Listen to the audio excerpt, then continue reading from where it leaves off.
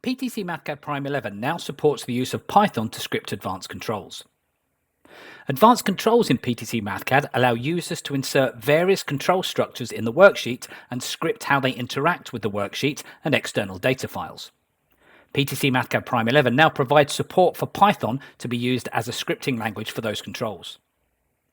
When the supported version of Python is installed on the system, PTC Mathcad Prime 11 will automatically register it for use in advanced controls, and it will appear as a choice in the script language selection.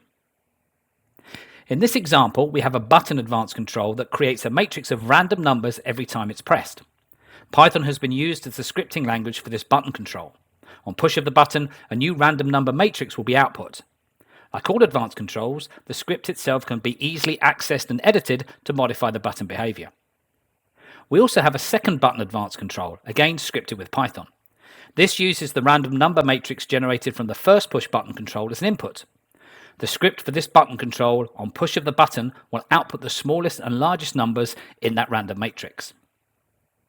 These are simple examples for advanced controls and making all controls available to be scripted by Python. Listbox, checkbox, textbox, radio button, slider and button greatly expands the options when using these powerful worksheet features.